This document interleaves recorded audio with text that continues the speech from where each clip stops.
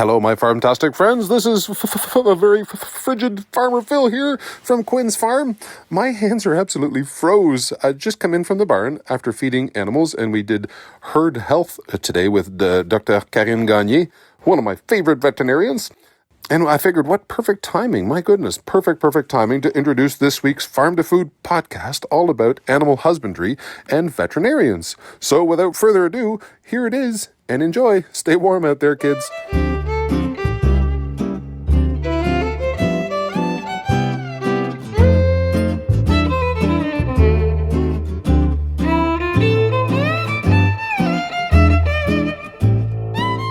Welcome to the Farm to Food podcast. I'm Hugh Maynard, publisher of the Gleaner newspaper, the team that brings you this podcast every 2 weeks. This episode, we're going to talk about farm animals and their products, given that they're the biggest segment of Canadian agriculture and certainly a big part of the food chain downstream with supermarkets, restaurants, and right onto the consumer's kitchen tables. With the rise of large farms and mass production techniques, animal well-being has become an issue not only for consumers, but also for farmers who depend on the well-being of their livestock in order to be able to have both efficient and quality production. In this episode, we talk with farmers and those involved in the sector about their perspectives on caring for livestock on the farm.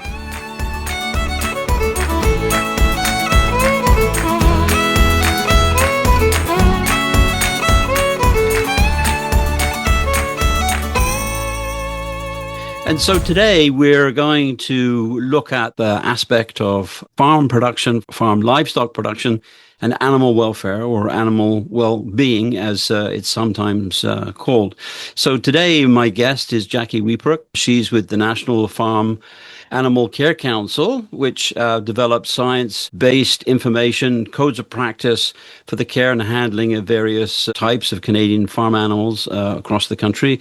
And the aim is to promote the welfare as well as consistency in the industry. So welcome, Jackie. Thanks very much for having me. Yeah, so perhaps you could tell us a little bit about the council, how it arrived on the scene, because animal welfare is, relatively speaking, not new, but certainly the importance that it's taken in recent years, and the role that the council plays in developing codes of practice for the industry. Yes. Well, the National Farm Animal Care Council, we are actually celebrating our 20th year of existing. We started in August of 2005. And, in 2004, very similar to now, there were a lot of pressures around farm animal welfare. Retailers, restaurants were getting a lot of questions asked around, how are the products that they are sourcing being, how are those animals being raised? And so, we've always had, I shouldn't say we've always had codes, but we've had codes of practice in Canada since the early 80s. And so in 2004, the question started to become, is the way we're doing codes adequate? Is it meeting the needs of today? And ultimately, long story short, it was determined that we needed a very dedicated organization, which is now the National Farm Animal Care Council, that would bring all the stakeholders that needed to be part of this conversation together to advance farm animal welfare, advance our discussions around farm animal welfare, and also oversee processes by which our codes of practice would be developed. And so, like I said, we've had codes of practice since the early 80s. When the National Farm Animal Care Council came into being, we revisited the way we were developing codes, and we added further enhancements. So you spoke about the importance of science. Prior to the National Farm Animal Care Council, codes were certainly informed by science, but now we have official, I guess you could call them, scientific committees for every code that is being updated. Those scientists have expertise in the species for which code is being updated. They review the literature on priority welfare issues for that species. They produce a report. It's peer-reviewed. It's a foundational document that the code committee, that is also formed separately, so there's two committees operating at once, and that code committee then determines, based on what the science is saying, does that more value-based decision-making around, well, what can happen on farms across Canada, because codes need to be informed by the best science. They need to be practical so that farmers can implement them. And then they also need to address society's growing expectations on farm animal welfare. Can you give us a couple of examples maybe of a code and how it's applied and the changes that would come forward on the farm level from the implementation of that code? And I can think of larger cages for laying hens. I can think of group housing for sows. Well, there's so many examples. I mean, first off, it starts by having good conversations, because there are a lot of conflicts around what makes for a good life for animals. What can farmers do to advance animal welfare? What's practical? What will consumers pay for? So those are all part of the deliberations that go into the development of a code. And every code committee makes decisions by consensus. So if we are looking at, you mentioned the laying hen code, the pullets and laying hen code. So in that example, there was a scientific committee that produced a report that looked at all manner of priority welfare issues, including the different production systems around the use of cages and non-cage systems, and assessed what were the various value propositions around each of those production systems. That report, publicly available on NFAC's website if anyone's curious. And the code committee then had to figure out, okay, what's possible? When is it possible, and how is it possible when it comes to, in that, if we're talking about cage systems, how do we move from, say, a conventional cage system to an enriched system? Or what need to be the standards if we are talking about systems that are non-cage? Just simply those words, cage-free, do not provide any kind of real assurance around the welfare of the birds in those systems. So it's more than just the term. It's what does the system itself need to look like? So if you look at that pullets and laying hens code, it's a very complex document, but Egg Farmers of Canada then takes that document and builds it into their animal care, on-farm animal care program. And that is how it ends up being delivered. Each province, each provincial association will then deliver that program provincially. And so you see how a transition from conventional cages to enriched or non-cage systems happens over time. And in that manner, codes can be described as a change management tool. So how do we ensure that we're advancing on animal welfare while ensuring that we're maintaining the viability of Canadian farmers? Right, because as you say, it's very complex. And the costs of that implementation have to be borne somewhere. Absolutely, yeah. A lot of pressure coming in. Agri-food companies would like to say our product is sustainably produced, right, in various different components. Consumers have concerns, right? Where does their food come from and how is it produced to put it on the table? But then also central to that, I think, is the cost, right? How much are my groceries going to cost?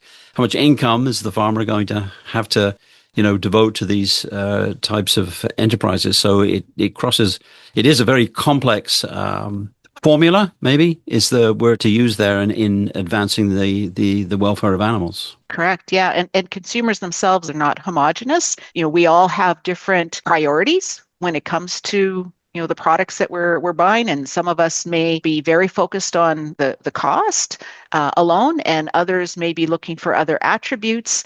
And so how do you meet these varying expectations? And then, yes, how do you ensure that farmers are actually able to deliver upon those expectations that are laid out in a code of practice? And how do you find the uptake once the code is developed? There's a consensus-based document. There's a set of implementation, training, applications, there's, as the outreach goes from the council and other institutions. How do you find the uptake once these things are produced? Well, communication is always ongoing. There are multiple efforts. We certainly really rely on our industry partners to get the word out around, getting the word to provincial groups, then getting the word out to local producers to make them aware that, a code is in place and what the expectations are. Sometimes those are delivered through on-farm animal care programs where, producers will, if they're on a quality assurance program, they may not always realize that program is linked to a code of practice, but it is. And so there are multiple ways that the codes can be delivered upon, whether it's through education efforts, and every sector is different in terms of how they follow through on that outreach. And every sector is different in terms of whether they have an animal care program that they implement, whether it's mandatory or voluntary. So it really depends on the sector as to how that outreach is done and how the awareness is delivered to farmers and producers across the country. But I would say it's a never-ending effort to raise awareness and build that knowledge base. Yeah. And the application of technology, even over the course of my career, 40 years, just the computerized equipment for milking cows, for, regulating heat and ventilation and all those kinds of things. So it's constant that technology is coming in. And of course, A, there's a cost to it, but B, it also then can have an effect on the welfare of animals. So how do you handle that on an ongoing basis? You can't update the code every year, right? Just because a new set of technology came out. How do you evolve the code as you go along? Well, we do lay out some basic expectations with respect to review and update schedules for codes.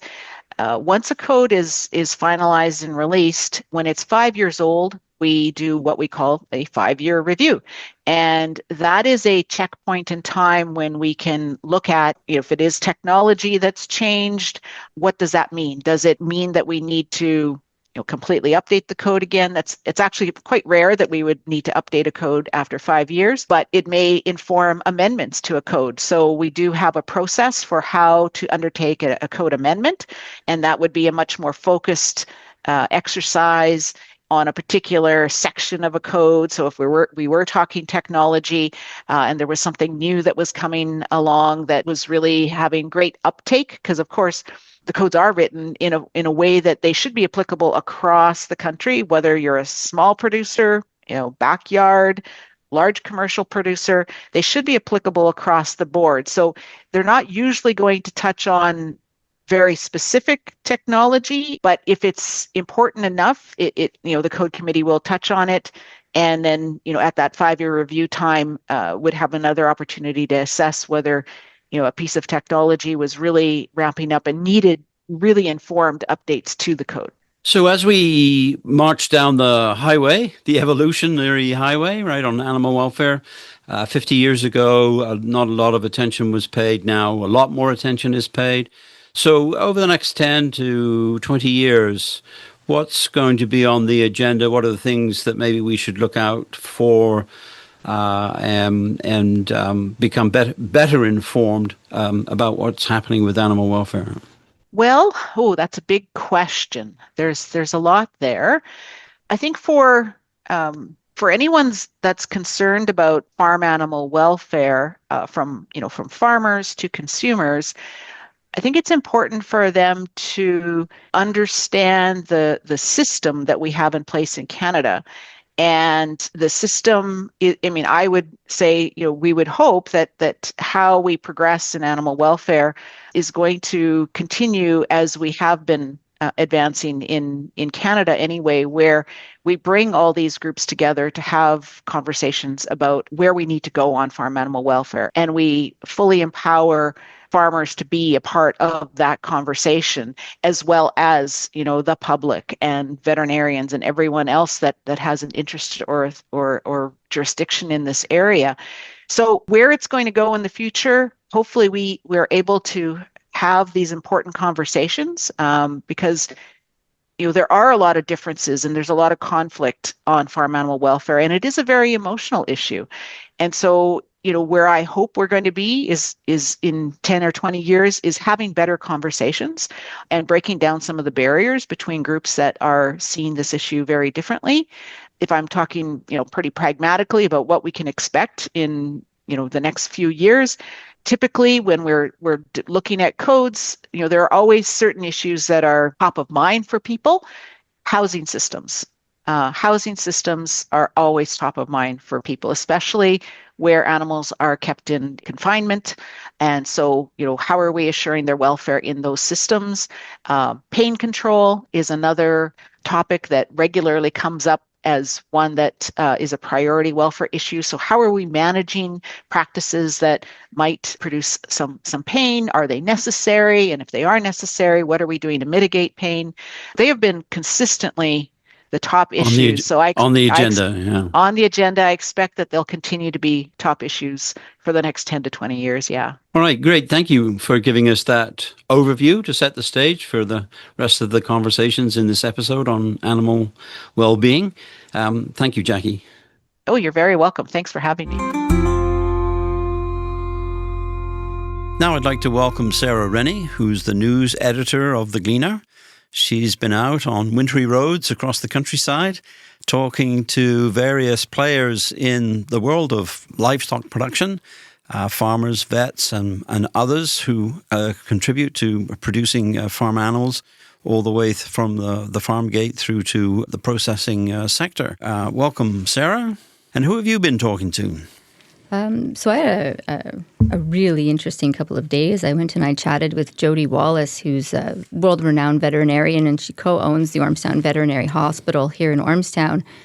She's also a dairy farmer on Anderson Farms in Très-Saint-Sacrement, where she works with her family, including her husband and her 4 children. We spoke a lot about how animal care in the dairy industry and dairy production has been evolving and the important role that's played by veterinarians on the farm. Vets are actually, they're almost like lawyers for the animals. It's kind of it's a joke that she makes, is that she sort of represents the animals, right? And so the relationship that they play is so different from what we normally think of as a veterinarian and a client relationship, where you bring your cat or your dog in once per year, they get vaccinated, and then you see them again when there's an emergency or something terribly wrong is happening. And vets, they're on the farm sometimes every 2 weeks, monthly. They do their check-ins, those sorts of things. And so the relationship with farmers is so much stronger.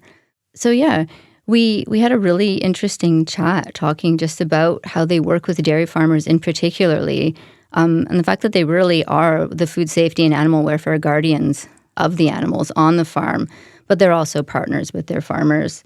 And so they regularly visit, they talk about important things like vaccinations, health checks, but they also talk about sort of science practices in animal care.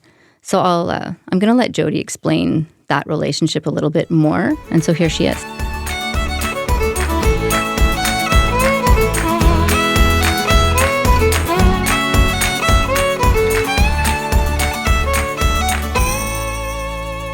So we're basically the lawyers for the cows. Like, we're responsible for their well-being, and every farm, like I'm primarily dairy, so every dairy farmer will have to have a vet-client-patient relationship.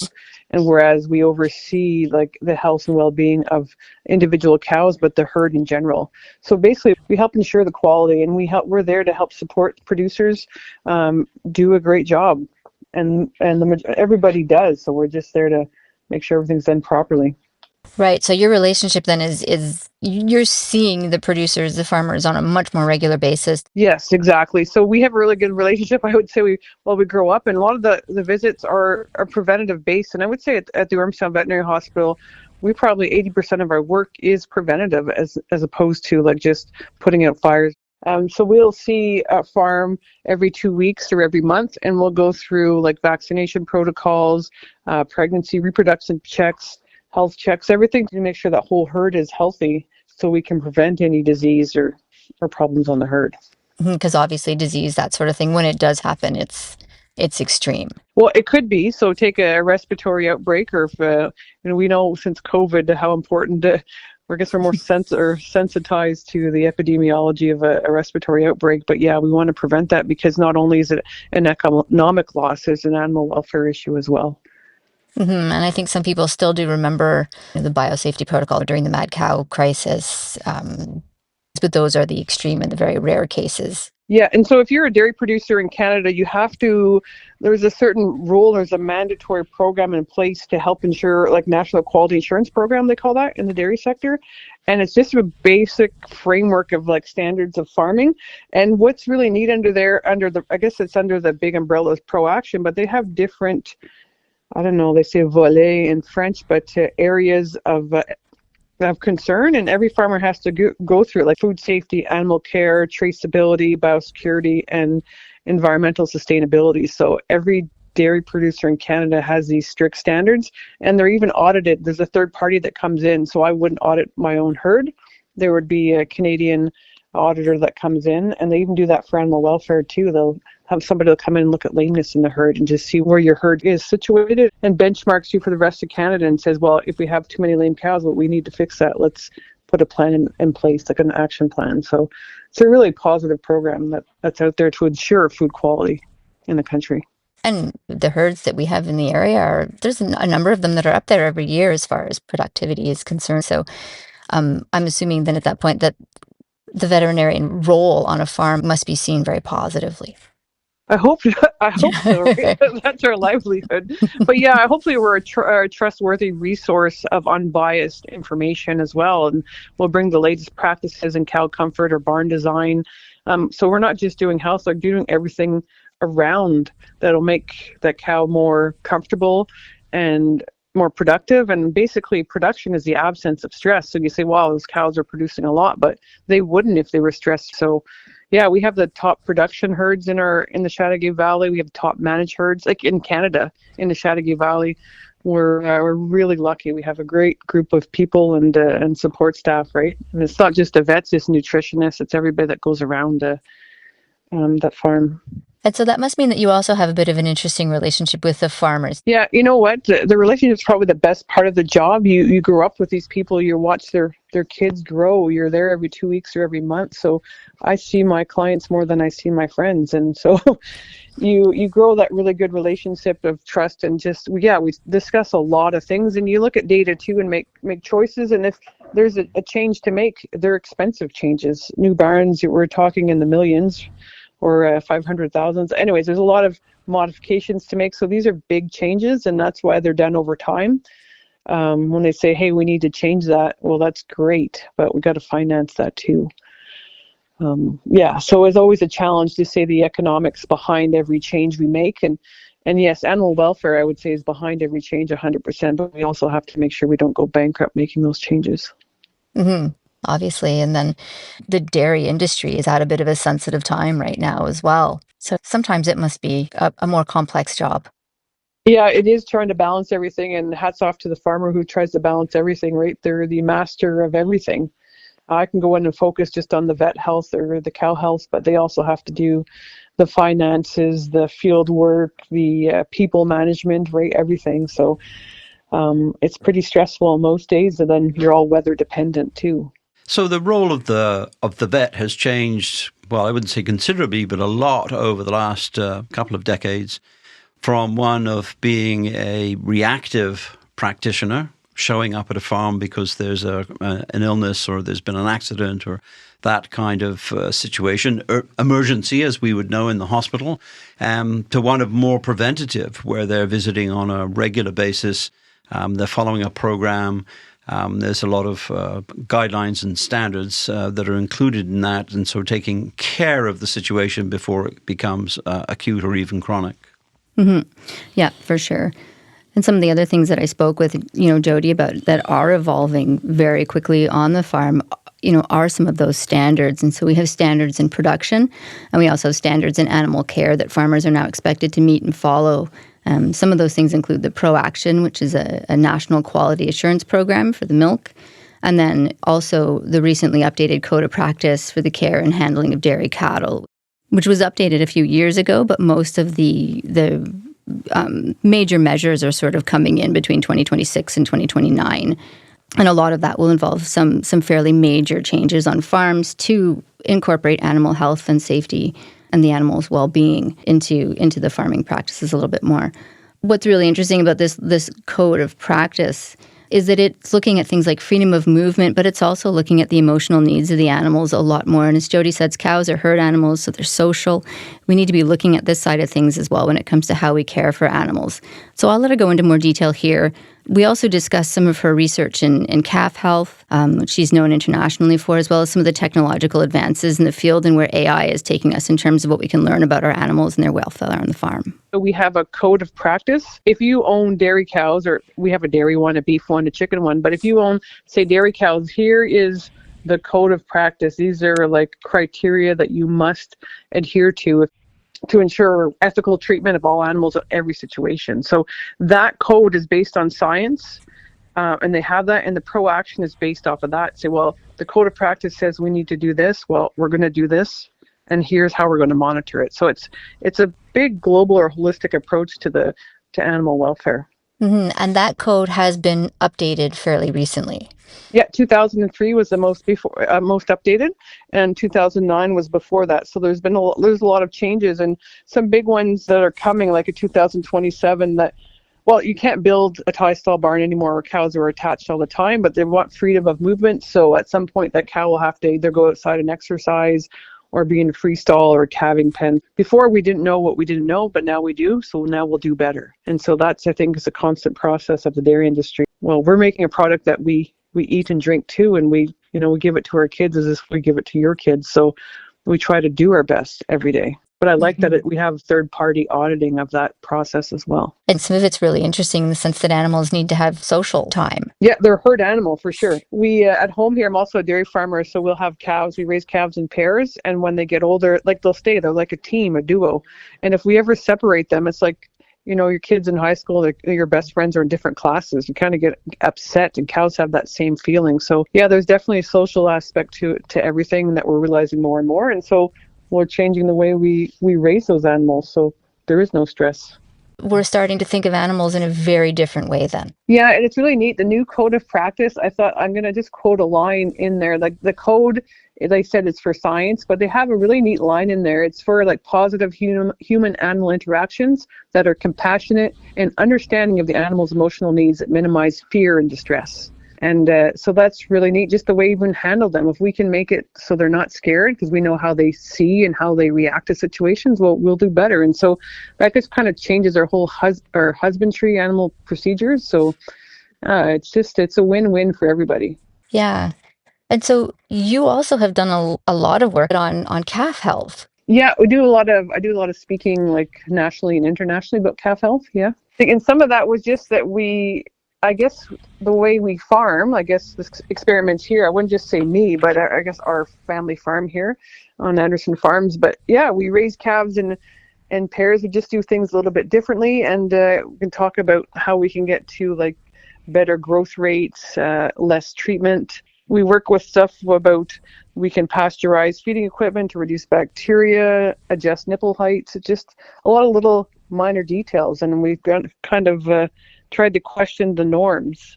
And why are they industry averages? Well, we don't want to be average. We want to be better than average. So we just trying to keep chipping away and getting better. And so it starts really from those first days when you have calves that are born.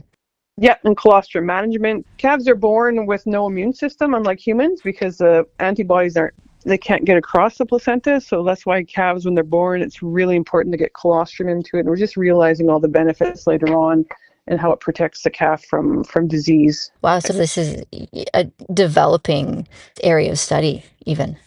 Yes, it's more and more popular, yeah. It seems like common sense, but there's a lot of science to raising animals and doing it well. They're not just surviving, they're thriving.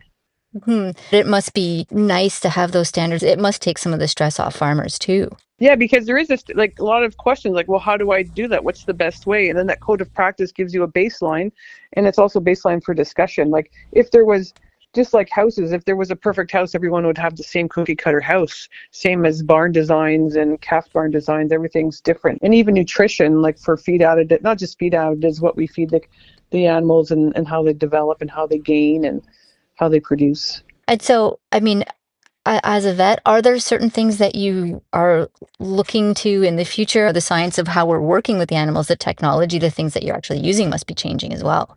Yeah, and there's more and more cows being milked with robotic milking systems, automatic milking systems. And of those, you'll have, we have our Fitbits, our smartwatches, so we do steps.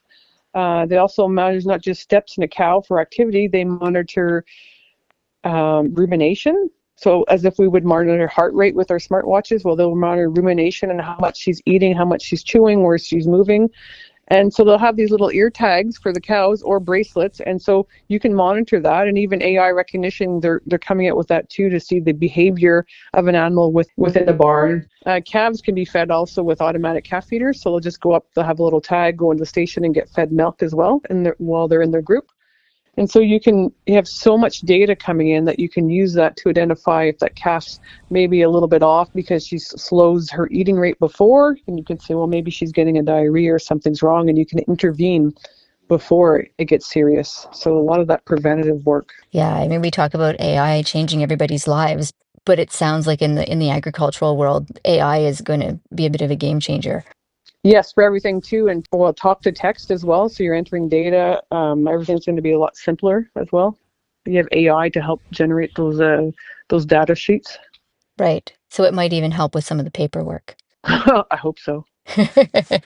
That's it. So is there something that's really important at this point? Something new that's coming, or things that you think about more than anything else? Well, I think, like I said, the big changes are coming in, like the code of practice. By 2029, they want to lose housing, like everyone has to be, or maternity pens, so free stalls. And right now, the majority of the barns in Canada, let alone Quebec, are partially tie stall, right? So they're tied up to milk. So there's going to be huge changes in the way that barns are built. And I hope we don't see it exit in dairy producers just because of the cost to make those things happen. And there's also, it's hard too, because if milk quota is something that has to be purchased, and there's limits to that. So when you're trying to expand, justify new expansion, you'd like to make more milk, but often we can't make any more milk because we're limited on quota. So, and as a vet, when you're trying to consult, you'd have to find the bottlenecks in every herd to say which would be the best choice or best change we can make or most opportunity for improvement on the farm. Behind that is always animal welfare and animal well-being. And those must sometimes be difficult conversations. No, I would say most of the farmers are all open to doing better. Because usually once you make an animal welfare change, productivity goes up, but there's always a cost behind it, right? But like I said, you have to be on the pro-action program and go by the code of practice or you can't ship milk. Reassured, we're trying to do our best every day, make improvements from transport to housing to feed to ventilation. Like I said, to make them have a spa day every day. Give them the best life we can because they're domesticated animals. Like you have cats and dogs, we've got cows in the back, and they have the same emotional maybe as a puppy too, right? So they'll have names and they're our friends most days. So vets are very much involved in certain types of livestock production, particularly dairy, beef, the large animals. But of course, we eat a lot of chicken these days, and it's the whole aspect of producing chicken for meat, broilers, is very different from that of a dairy farm. And of course, the technology, the processes, and in particular, the feed and the care has to follow some very strict regimes, management regimes, in order to be efficient and a quality product. So you've been talking with a local chicken producer. Mm-hmm. So I was talking with Doug Bryson, who's Doug's an interesting story in the sense that he's a sixth-generation farmer, but he grew up on a dairy farm. And Bryson's, I think, across the countryside are sort of known for their work in the dairy field. And so he is also a first-generation chicken farmer. So he broke with that tradition and started his farm in 2021. So we had a fun chat about his barn, which was nice and toasty, considering it was pretty cold outside, which has been recently filled with a batch. And the chicks were 5 days old when we were there, crawling around at our feet, and it was a lovely, lovely company for an interview.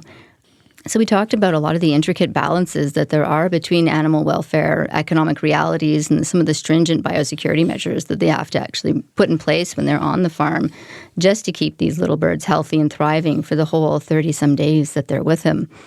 We talked a little bit in general about what chicken farming was like, and then we went into some of the specifics. So I'll let him talk about those realities now, including, like I said, those environmental controls, how he manages a flock of up to 27,000 chickens at the same time, and the different kinds of support networks and things that he has in place to help him in that work.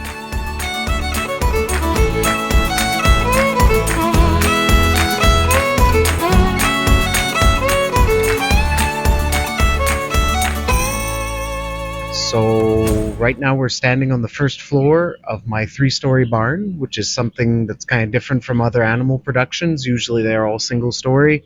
Chickens, we can go higher. And we brought in a batch of birds last Thursday, and we brought in 29,500 roosters. And in Ontario and Quebec, there's still a market for sex chicken.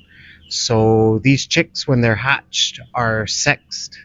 And the way they can tell that is females have pin feathers on their wings already, right at birth. Males don't. So they divvy them up. And for this batch, the market was looking for male birds. So we were slotted to do male birds. It's all in, all out. We're on about an 8-week cycle. And we're doing, every 2 years, we do 13 batches. So it's about 6.5 batches a year, roughly producing just a little over 400,000 kilos of meat a year. That's really not a lot of weeks. It sounds really impressive, but in that 8 weeks, keep in mind the abattoirs are open 5 days a week, running, I believe, 2 shifts, and I keep them busy for 2 hours every 8 weeks. Just to give you an idea of the scale of chicken production in Quebec. Ontario is the biggest chicken producer in Canada. Quebec is second. And people of the area around here think this is a big chicken farm, and it really isn't. We're below the provincial average for quota detention, but we're plenty big for a startup. So you've mentioned quota now. So chicken in Canada is under supply management. It's not just dairy. Yeah. So you've got dairy, and then you've got the feathers that are all under supply management. So you'll have meat birds, turkeys, laying hens, and in Quebec we have incubation eggs that are also under supply management. And the incubation eggs are to go for the meat bird production, like what I do. So that's what's under supply management. And in Quebec, we do it more or less different than the rest of Canada. Our quota is on a square meter basis, and at 100%, we're 20 kilos per square meter. And then we get percentages depending on where the market's at that time of the year. So like for this batch, we're the high 168%, somewhere like that. And then for my next batch, we've already hit 171. Chicken consumption has increased by 27% over the last 10 years. Chicken it's affordable, compared to a steak. Chicken is the most affordable protein, and people love it. It's good meat, not too fatty. Chicken has a 98% recognition as being a Canadian product, and it's in the high 80-some% of positive feedback when people are asked about it. So it does have a very good image, and rightfully so. I do believe, there's always bad apples, but I truly believe the majority of farmers who are in chicken production put their heart and soul into it and really have the best interest in for the birds while they're under our care. So maybe you could talk a little bit more about just what you mean by care. Okay, so especially in the winter, I'm monitoring like oxygen levels in the barn. It's cold outside. You don't want to be bringing in cold air because then the propane has to burn. That costs money, but it also, burning propane releases CO2. You're releasing CO2 into a barn full of little birds that are producing CO2 as well, so your air quality went down. So a couple of years ago, I invested in, they're essentially an air exchanger. They're a heat reclaimer, and that cut our propane bill by almost 50%. Conveniently, we got a huge payback from it, but the main goal originally was air quality. How can I provide better air quality for birds at this stage? They're 5 days old. It's hard to ventilate because you create a draft. They still get cold. They don't produce their own body heat until it depends, but anywhere from 8 to 10 days old. So they're reliant on me making sure my furnace is running properly, all these things. So if I can ventilate more, giving them better oxygen, everything I start them off better with just sets the pace. Your first 10 days, if your birds are sick in the first 10 days, you can either treat them or they'll get healthy on their own, but the production value, let's say, will haunt you the whole way through, and it'll be a less performant batch at the end versus if you can give them everything. Unfortunately, one of the best statements for animal welfare in a way is if you take care of the animals, they take care of you, because the better you take care of your animal, there's a direct link to your paycheck. So it's not worth it to be a bad farmer. It's not worth to be negligent of the animal. And in chickens, you don't so much as manage the individual like you would in cows. You're managing the flock. So you learn to kind of look at how is the birds placed in the barn. Something you're looking for is you want a third laying down, a third drinking, and a third eating. What I'm seeing right now, it's not far off. It's not a perfect layout, but it's not far off. So, next thing will be, well, what can I tweak to try and go and get that? Is it just because, they've had their morning feed, they wake up around 7 in the morning, they go to the feed pans, they eat. Well, what do we all like to do after having a huge meal? Is we rest. So I'm not too worried about things in here. How much do you work then? Like, do you wind up working with veterinarians? Do you have people who are coming onto the farm who are helping with this? Or yeah, in the chickens, we've got what most people would call your feed rep.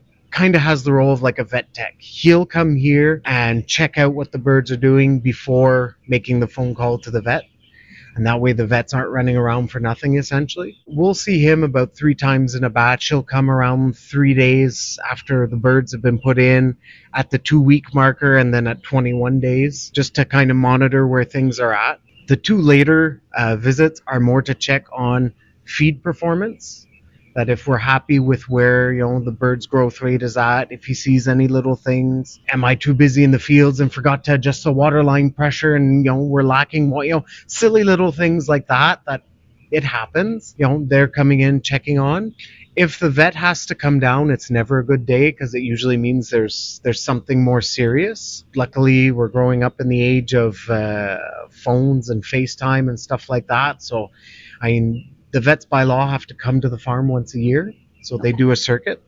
But for the most part, if we have to review the birds, we'll do it by FaceTime, get an idea of what they think might be going on, and they're able to better manage their time as well.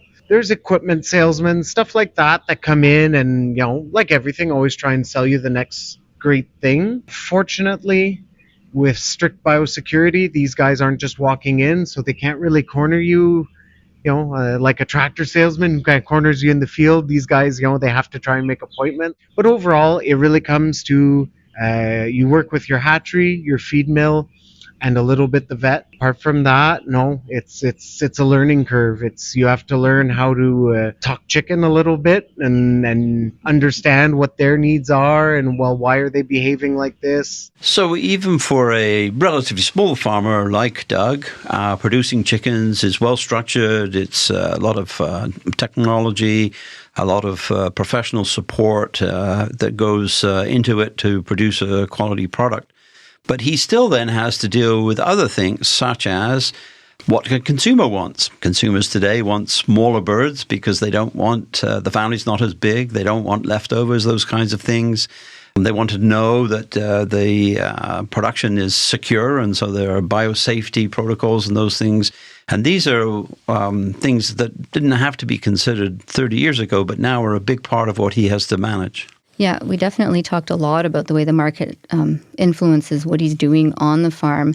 We also talked a lot about how outside influences, such as the ongoing avian flu pandemic and all the different biosecurity measures that he has in place to protect his flock, influence what he does on a day-to-day basis, and how that impacts what he's able to actually achieve on his farm and what he brings back as far as any kind of profit is concerned. Chickens 20 years ago were a bit like NASCAR. Get into an accident, you can fix it with duct tape. Now they're more like Formula One. You hit a pebble in the road and the car goes flying off, kind of thing. So it's a little bit more delicate. than maybe other productions. But everything now, the more we fine tune the genetics to get the performance we want, we lose some of that vigor that nature had created with time. I was at a conference, and that's what the guys from the hatcheries are saying. They're going to start working at going and getting some of that stuff back. The bird, in terms of meat production, there's nothing that can hold a candle to it. But they admit, they've neglected some other aspects, and it's all about always making things better. Chickens are moving so fast. Like, these birds came in last Thursday. I'm going to have them for maybe 33 days. So just over the month, and then their market weight. It takes one little hiccup in the market to drop that weight value. That means I've got them, even less long. We saw in Quebec, we used to have a 4-kilo bird market, which is huge compared to what I produce. Well, that market has fizzled out because families are smaller. People don't like leftovers. And it sounds silly, but that is a driving force, is people want to eat chicken one night, and they don't want to have it for lunch the next day. That affects what we have to raise in order to satisfy the market, because, in my case, it's not like I'm selling to individuals off the street. I sell to one client. That is my one client. I need to make sure they're happy. They sell to, guys like Costco, Walmart, places like that. They're the ones that set the cadence for what we do. We kind of follow in that aspect, but usually you're given a certain grace period. You get a warning before. It's not from one day to the next that we're changing. So You also mentioned biosecurity. Yeah. And so I've got my nice plastic boots on. Everybody talks about bird flu, avian flu. That's got to be a daily concern. Yeah. I got lucky when I took over this site. Previous owner was already kind of avant-garde when it comes to biosecurity, and for him it wasn't biosecurity, it was cleanliness. And just coincidentally, biosecurity, cleanliness kind of go hand in hand. So simple things like changing your boots when we come in and come out. I've got my outside boots, I've got my inside boots. I always wear a bit of a work coat over top, just because get to the fall or the springtime when we're in and out, trying to run to the fields, trying to beat the weather. If I've been rolling around in the dirt and don't realize what was in the dirt where I've been rolling, and I come in and I'm still just got my t-shirt exposed, it's maybe an extreme point of view, but it's a good way to do it. Just that if we can have everything in our corner, it helps. Another advantage is, since we do only have chickens for a certain amount of time, there's less exposure time for the birds. We try and monitor, make sure no vermin, because mice, rats are carriers. So we have bait stations around the barn specifically to help maintain that population. We keep an eye out for wild birds. We're lucky here we're not up against a forest, but some places end up with wild turkeys right in the yard. Well, now you got to watch where you step. You got to try and make sure that they're not hanging around your feed bins. It's all little things like that. Another big advantage I have is we're in a very low poultry density part of Quebec, or part of Montérégie even. So, I'm the anomaly to my neighbors where I've got chickens. You go somewhere like Saint-Hyacinthe or Saint-Félix-de-Valois where, you milk dairy cows? Well, you're the funny guy kind of a thing. So places like that, well, you have one case of bird flu. Well, you put a 10-kilometer radius around there, there's a pile of chicken and turkey that get taken off the market because they can't take the chance of it spreading. But yeah, biosecurity also goes back to the all in, all out. Although it's always the same batch, we're not raising birds to one weight.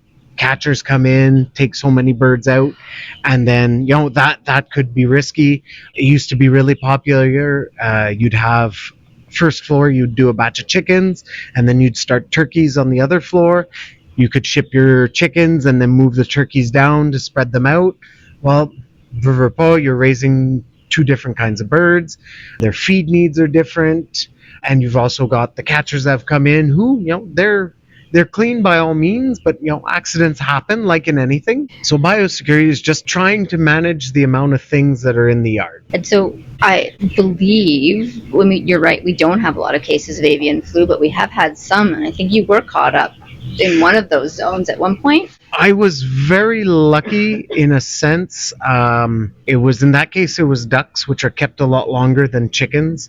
And essentially from the window of the barn, I could see where the red zone ended and I fell into the orange zone. So I had to do échantillon sampling for the CFIA to prove throughout the batch that my flock didn't have bird flu, and we had to do a bunch of special permits in order to get the catchers to come in and stuff, and there was extra precautions to be done. But no, we were very lucky in that sense, because it could have been shut down until those guys were declared bird flu free, which that went on for almost 2 months in their case. Procedures have changed since they've learned the nature of the beast a little bit, but it's not something you want to live at any point in your career. But for me, being in the beginning of my career, and everyone talks about the CFI payouts, that's very nice, but they don't pay out for productions you didn't do.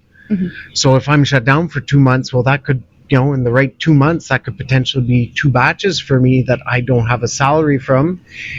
And like anything, you try and tell the bank that you didn't make money those 2 months. Well, they're still asking for the money you've borrowed, stuff like that. Because bird flu in a flock is devastating. Well, it begins with terminating the flock. It always ends badly for the bird, even in a good batch. They're a bird that's made for consumption. But to work as hard as we do and have that food wasted, whether it be a batch of chickens, a bulk tank full of milk, a field of peas, I think any farmer would agree there's nothing more heartbreaking and maddening to see that go to waste. Now let's meet a local farmer who raises a variety of unusual animals. Tiffany McNaughton runs Fertile Valley Water Buffalo, a farm in Huntington, Quebec, that she describes as a bit of a zoo. She spoke recently with our reporter, Callan Forrester, about some of the day-to-day quirks of the farm.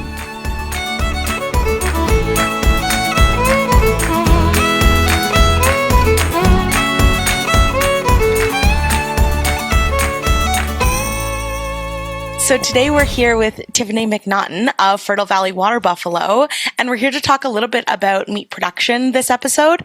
I'd love to hear a little bit from you. Tell me a little bit about your farm. You've got a lot of different kinds of animals and some pretty unique animals. Well, thank you very much for having me. So we started raising Angus cross beef a couple of years back. And then we just, I tried water buffalo once, fell in love with the meat, and decided this is something I'd really enjoy doing. So we got on a waiting list. In 2020, we started with 3 and then went to 5, and then we had a whole bunch more. And so we've done over 40 so far. Presently, we have 10 on the farm. I buy castrated males when they're about 5 days old, and then we raise them to 18 to 24 months. We also have Magdalista pigs, which is a red marbled meat. They're known as the curly pigs. Unlike the water buffalo, they're super hardy to the cold, so they get to live outside year-round. Most people come to my farm and say, "Oh, you have sheep." Oh my goodness, those are pigs. So, yeah, that's where we're at right now. Yeah.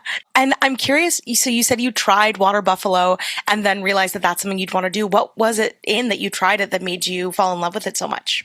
I love the taste of it. I love moose. I'm not a hunter, but I really enjoy moose. And it's almost similar to moose. It's got a less gamey taste, but it's super lean, dark red meat.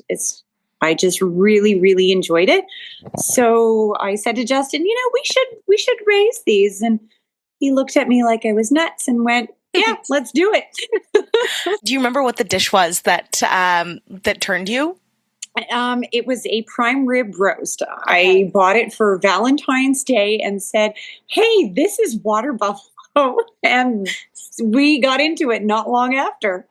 Yeah, that's really unique. And I love that you say that the pigs look almost like sheep. I've seen the pictures of the babies and they're so sweet. And the pattern of their fur seems really unique as well.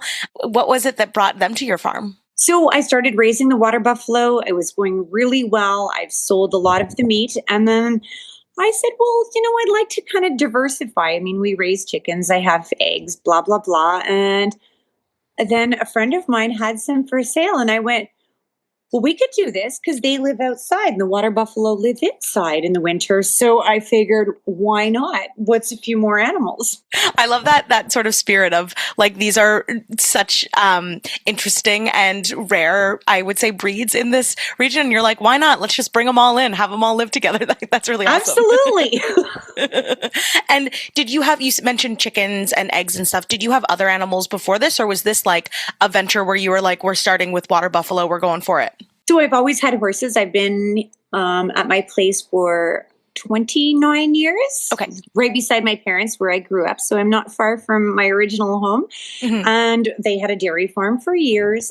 And so when I got into this, they've been super, super supportive of me trying something different. They've sold the cows and quota and enjoying retirement, but they're not really retired because they're helping me a lot. So nice. That's awesome. It's cool to see how you grew up with it and then have sort of made it your own in more recent years. So something else that's being talked about on this podcast is more specifically with dairy farms. There's been some, new regulations put into place for how animals are taken care of.